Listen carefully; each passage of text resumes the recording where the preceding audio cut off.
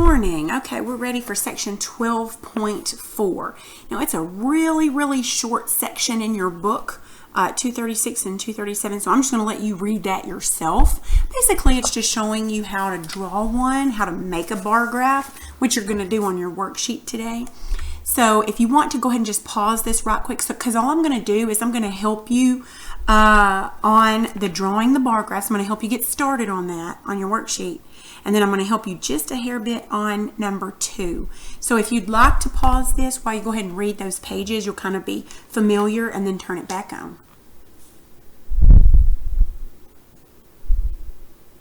Okay, so I have my paper here.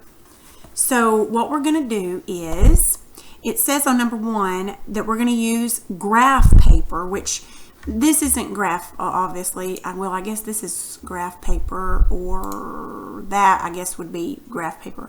So I guess we can just use this. If you have graph paper, it'd be easier. You need a ruler and some graph paper. So if you have that, go ahead and pause this while you go find it, and then we'll get started. Okay. If you don't have graph paper, that's okay. You can use notebook paper. It just might look a little bit different. I think you can probably get the idea though. Okay, so what we're going to do first is we are going to need to draw. Well, first of all, let's look at our information. It says that we have expenses in 2012, 2013, and 2014. So this might be for a company, the expenses that they've had in these years. So we need to draw a rectangle. I don't know quite how big. I'm not the world's best at making graphs. So anyway, so you'll need to make you a graph, something like this. I don't know how big. It doesn't have to be real big because really our information is not just a whole heck of a lot. So anyway, now as you read, you'll need to figure out what your scale is. Now notice the numbers that they give us. The expenses in 2012 are 600, and then in 2013, the next year, it went up 200, and the next year it went up 100 or 200. I'm going to make mine just a hair bit smaller actually. Okay, and I've never done this before on the computer. I know there are a lot of computer programs that actually make these things, but I'm not smart enough to do that. So maybe you are, and that's great. Okay, so what we need to do is figure out what our scale is. Now it looks like our numbers basically go up $200. So let's make our scale, 200, so that each square would represent $200, which means we don't even need it that big, do we? Maybe this big. You might not, I should have said this at the beginning, you might not want to draw it until I kind of get you started. It depends. I mean, maybe you can, I don't know. Okay, so once we get a little square or rectangle here going, we're going to go ahead and put our expenses over here, and we're going to put our years over here. Now you could do it different. You could do your expenses here and your years here, but that's not how we're given the information. So it looks like we're going to do our years down here. Now I'm going to have to well, you know what, I can actually type it in there and make it look a little nicer. I don't know. We're going to give this a whirl.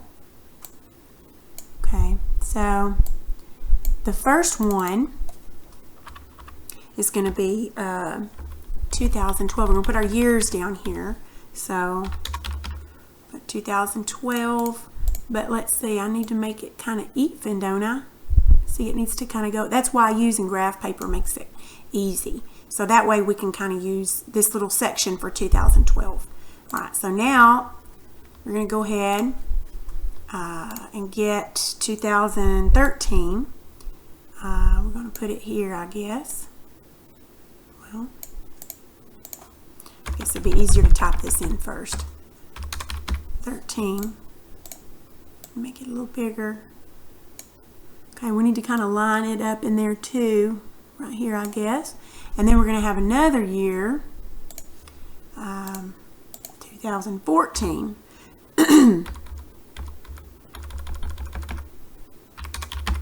Okay, you may be looking at me going, I know how to do this. I don't even need to watch this.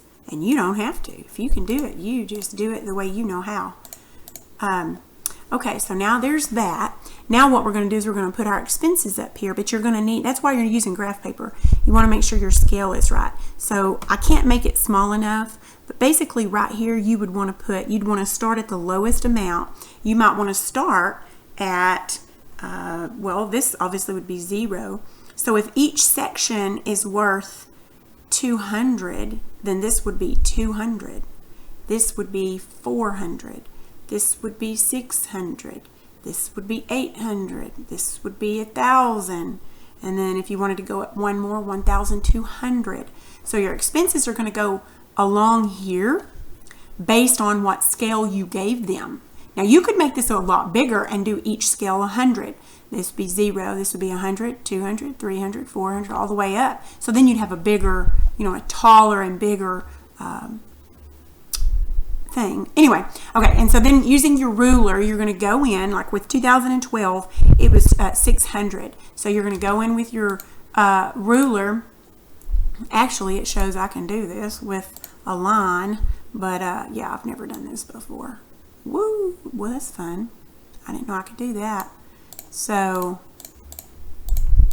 yeah, well, now I don't know how to move it. But nonetheless, you know how to do it. So you'd fill this, you'd make your little bar all the way up to 600 or whatever it is, and then you'd fill that in. Now remember, this is not a histogram. This is just a bar graph. So your bars do not have to touch. Okay?